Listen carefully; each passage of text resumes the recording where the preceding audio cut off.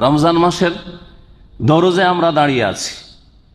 এই রমজান মাস এসে গেছে। এখন এই কয়টা দিনেই রমজান এবং সিয়াম রোজার সম্পর্কে, রোজার গুরুত্ব সম্পর্কে, রোজার ফজিলত সম্পর্কে, রোজার ফরজ আদব কায়দা সম্পর্কে, সুন্নত মুস্তাহাব আদব কায়দা সম্পর্কে, রোজার মাসলা মাসাইল সম্পর্কে, আহকাম বিধিবিধান সম্পর্কে, রোজা ভঙ্গকারী বিষয় সম্পর্কে, রোজা দুর্বলকারী বিষয় সম্পর্কে আপনাকে তালাবুল ইলমে ফরিজাতুন আলা কুল্লি মুসলিম, জ্ঞান অর্জন করা রমজান সম্পর্কে, রোজা সম্পর্কে প্রত্যেক মুসলিমের জন্য ফরজ। এখন প্রত্যেকের জন্য ফরজ আছে, প্রত্যেক সাবালকের জন্য রোজা এবং রমজান সম্পর্কে, রোজার মাসলা মাসাইল সম্পর্কে জ্ঞান অর্জন করা ফরজ আছে। এটা আমার শুধু ফরজ নয়, আপনার ফরজ। হ্যাঁ, যেদিন ভুল করে দিব তখন শুধু শেখকে জিজ্ঞেস করতে যাব এইটা ফরজ আদায় হইল না। যখন দরকার পড়ে তখন জেনে নেব যে কোন রমজানের দিনে যদি সমস্যা আসে তাহলে এটা আপনার ফরজ আদায় করা হইল না। আপনার আমলের আগে, অর্থাৎ রোজা রাখার আগে এলেম ফরজ, আমলের আগে এলেম ফরজ। আমল হচ্ছে রোজা রাখা, আর এলম হচ্ছে রোজা সম্পর্কে জ্ঞান অর্জন করা। তাহলে এই রোজা সম্পর্কে, রোজার সাথে সংশ্লিষ্ট যত বিষয় হইতে পারে, ইঙ্গিত করলাম কিছু দিকের দিকে, এই সম্পর্কে প্রত্যেক মুসলিমের জ্ঞান অর্জন করা, সম্যক ইলম হাসিল করা ফরজ, নবী করিম সাল্লাল্লাহু আলাইহি ওয়াসাল্লামের ভাষা।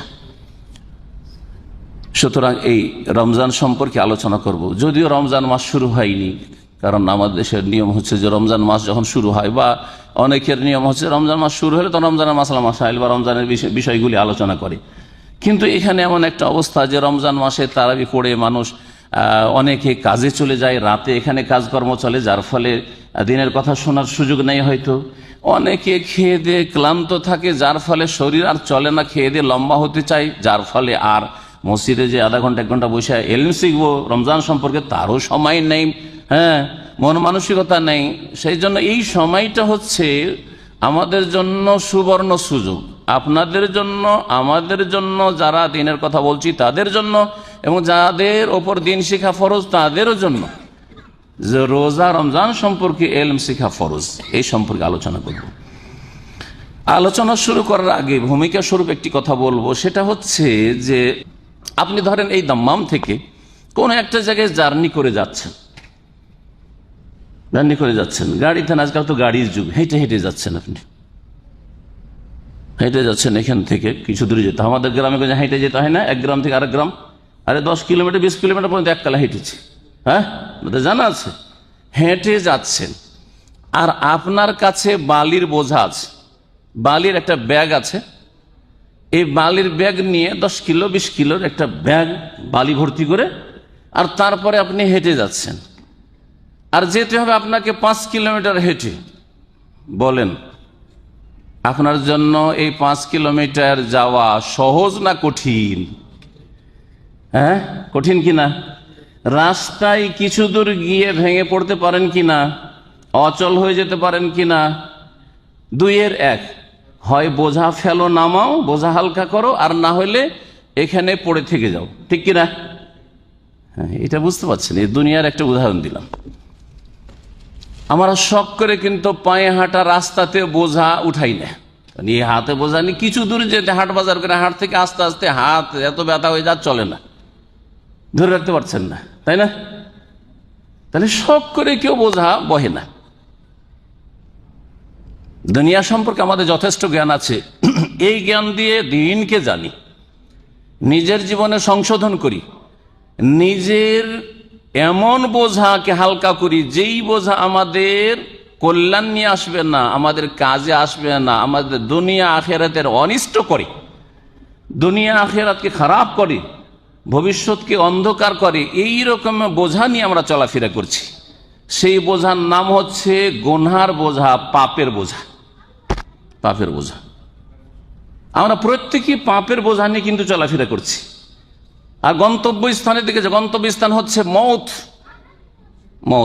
মৌতের পরে কবর, প্রথম গন্তব্যস্থান হচ্ছে কবর। প্রিয় নবী মুহাম্মদ রাসূলুল্লাহ সাল্লাল্লাহু আলাইহি ওয়াসাল্লাম বলছেন যে ইন্নাল কবরা, এটি উসমান রাদিয়াল্লাহু তাআলার কথা, হাদিস রয়েছে, তিনি বলছেন ইন্নাল কবরা আউয়ালু মানজিলিন মিন মানাজিলিল আখিরাহ, কবর হচ্ছে আখেরাতের যে মঞ্জিলগুলি রয়েছে, স্টপেজগুলি রয়েছে বা গন্তব্যস্থান রয়েছে, তার প্রথম মঞ্জিল। কবরের দিকে আমরা সকলে যাচ্ছি, কবরের দিকে যাচ্ছি। কবরে কি হবে আপনার চিন্তা করুন তো। ওখানে আপনার স্ত্রী থাকবে, আপনার ছেলে মেয়ে থাকবে, ধনজন থাকবে, আর দুনিয়ার ভোগ বিলাসের সামগ্রী থাকবে না? ওখানে আপনার কাজকর্ম থাকবে, চাকরি ব্যবসা থাকবে না? ওখানে আপনার বদলা থাকবে। কি থাকবে ওখানে? বদলা থাকবে। কিসের বদলা? এই দুনিয়ায় যা করে এসছেন তার বদলা। ভালো করে যান তাহলে তার বদলা ভালো পাবেন, আর মন্দ যদি করে যান তাহলে মন্দের বদলা পাবেন। এর জন্য হচ্ছে কবরে জীবন, ওখান থেকে শুরু, আখিরাত শুরু। কবরে জীবন শেষ হওয়ার পরে হাসরে বিচার দিবসে হাজির হইতে হবে। ইয়াকিন আছে না নেই? আমাদের ইয়াকিন আছে। সেখান থেকে উঠে আমাদেরকে হাসর মাঠ থেকে হয় জান্নাতে আর না হলে জাহান্নামে যেতে হবে। তার গন্তব্যস্থান হচ্ছে একজন মুমিনের জান্নাত। এই জান্নাতের পথে আমরা চলতে আছি। যদি সত্যিকার মুমিন হই তাহলে এই পথে চলতে গিয়ে যদি বোঝা আমাদের ভারী থাকে, কিসের বোঝা বললাম? গুনার বোঝা যদি আমাদের ভারী থাকে তাহলে রাস্তাতেই কি হয়ে যাব? ক্লান্ত হয়ে যাব, না হলে আছাড় খেয়ে পড়ে যাব, না হলে সেন্সলেস। অনেকে বোঝা উঠেতে গিয়ে গরমে বসে পড়ে গেছে রাস্তায়। আচ্ছা,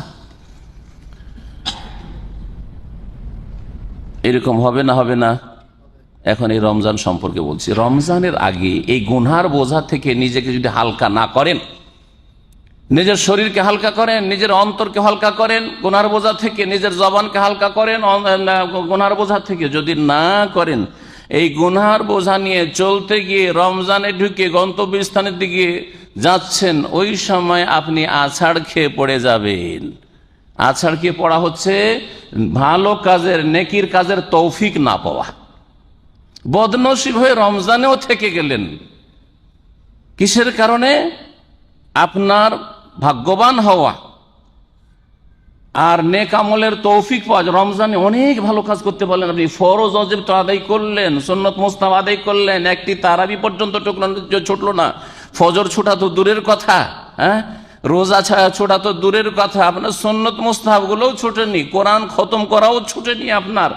হ্যাঁ, আপনার দ্বারা হারাম নাজায়েজ কাজ হওয়া তো দূরের কথা, রমজান মাসে আপনার দ্বারা অপছন্দনীয় কোনো মাকরু অপ্রীতিকর কাজ এইরকমও কিছু হয়নি। হ্যাঁ, সন্দেহের কাজও করেননি, যেটাতে সন্দেহ আছে হালাল না হারাম, এইরকম কাজও হয়নি। এটা হচ্ছে আপনার ভাগ্যবান হওয়া, যে আপনি নেকির কাজে বেশি বেশি অংশ নিতে পারলেন, রমজান মাসে গুনাহ থেকে নিজেকে মুক্ত রাখতে পারলেন। এর মাধ্যমে আপনার প্রশিক্ষণ হইল তাত্তাকুনের, হ্যাঁ, আল্লাহর অসন্তুষ্টির কাজ থেকে বাঁচার, তাকওয়া অর্জন করার। এই তাকওয়া অর্জনের কারণে, এই তাকওয়ার বিনিময়ে জান্নাত পাবেন। কারণ জান্নাত কার জন্য তৈরি করা হয়েছে? উইদ্দাত লিল মুত্তাকিন। আল্লাহ জান্নাত কার জন্য প্রস্তুত করে রাখা হয়েছে? মুত্তাকিন, আল্লাহ ভীরুদের জন্য, গুনাহ থেকে বেঁচে থাকা লোকদের জন্য, পাপ মুক্ত লোকদের জন্য। সুতরাং সংক্ষেপ করে বলছি আবার ওই কথাটি, যে গুনহার বোঝাকে হালকা করুন আল্লাহর হস্তে। না হইলে রমজান পেলেন, আপনিও রমজান পেলেন, আমিও রমজান পেলাম, আপনার ভাইও রমজান পেল, কিন্তু আপনার ভাই তওবা করে নিজের গুনহার বোঝাকে নামিয়ে দিয়েছে, হালকা করে দিয়েছে, যার ফলে সে রমজান মাসে নেক আমল করতে পারলো। আর আপনি গুনহার বোঝা থেকে মুক্ত হননি, এখন ওই বালির বোঝা, গুনহার বোঝা বইতে আছেন, যার ফলে আপনি ব্যর্থ হয়ে পড়ে গেলেন, গন্তব্যস্থান জান্নাতের দিকে এগিয়ে যেতে পারলেন না, নেক আমলে অংশ নিতে পারলেন না। এখন আপনার রমজান মাসেও খেয়ে দিয়ে শুয়ে গেলেন, ফজর পড়ার তৌফিক হইল না। এখনো রোজার দিনে অশ্লীল কথা আর হারাম কথা বলা ছাড়লেন না, হারাম দেখা ছাড়লেন না, তওবা করার তৌফিক হইল না, আল্লাহকে রাজি করার তৌফিক হইল না, আর গুনাহ মাফ হইল না, গুনার বোঝা থেকে গেল, রমজান পার হয়ে গেল, আর জাহান্নাম আপনার জন্য থেকেই গেল ভাগে, জান্নাত নসিব হইল না। প্রিয় নবী মুহাম্মদ রাসূলুল্লাহ সাল্লাল্লাহু আলাইহি ওয়াসাল্লাম এর হাদিস রয়েছে, রাগেমা আনফু রাজুলিন, ওই লোকের নাক মাটিতে মিশে যাক, অর্থাৎ সর্বনাশ হোক। আরবরা বলে যে অমুকের নাক মাটিতে মিশে গেছে, মানে সর্বনাশ হয়েছে। রাগেমান ফোরাজলিন, ওই লোকের নাক মাটিতে মিশে যাক, তার সর্বনাশ হোক, সে বরবাদ হয়ে যাক। মান আতাহু রমজানা, আতাহু রমজানা রাগে মান ফরাজলিন আতাহু রমজানা, তার সামনে রমজান মাস তো আসলো, ফালাম ইউগফার লাহু, কিন্তু ক্ষমা হইল না, মাফ হইল না, আল্লাহ মাফ করলেন না। মাফ হয়নি তার মানে রমজান পার হয়ে চলে গেল, জান্নাত নসিব হইল না, জাহান্নামী হয়ে থেকে গেলেন, শয়তানের দলেই থেকে গেলেন। অথচ শয়তানকে গোটা 1 মাস ধরে বাঁধা ছিল। কত হতভাগা। সেই আল্লাহর ওয়াস্তে সবচেয়ে বড় আপনার কামিয়াবি হচ্ছে যে রমজান আসার আগে আগে তওবা করেন, গুনাহ থেকে ফিরে চলে আসেন। গুনার দিকে মুখ হয়ে গেছিল, উল্টো দিকে কিবলা হয়ে গেছিল, কিবলা সোজা করেন, আল্লাহর দিকে কিবলা, আল্লাহমুখী হন, আপনি আখিরাতমুখী হন, আমলমুখী হন, আপনি নেক কাজ মুখী হন, ভালো কাজ করবেন, পাপমুখী ছিলেন এতদিন। এটা হচ্ছে তওবা। আর অতীতে যেহেতু পাপ হয়েছে, অন্যায় হয়েছে, ভুল হয়েছে, সেই জন্য ইস্তেগফার করুন, আল্লাহর কাছে ক্ষমা চান যে আল্লাহ যা হয়েছে তুমি ক্ষমা করে দাও।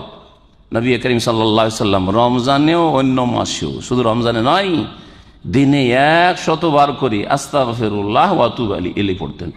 আল্লাহ তোমার কাছে ক্ষমা চাইছি এবং তোমার কাছে তওবা করছি। আল্লাহ যেন আমাদের সকলকে তওবা করার তৌফিক দান করেন এবং আমাদের গুনাহ খাতা মাফ করে দেন এবং আমাদেরকে গুনার বোঝা মুক্ত হয়ে জান্নাতের পথে দ্রুত বেগে চলার যেন তৌফিক দান করেন। আল্লাহ আমাদেরকে আম্বিয়া রসুলগণের সাথে সাহাবাই কেরাম রাদিয়াল্লাহু তাআলা আজমাইনদের সাথে জান্নাতে যাওয়ার আল্লাহ পাক যেন সুযোগ করে দেন, তৌফিক দান করেন এবং সেই মোতাবেক কাজ করার তৌফিক দান করেন।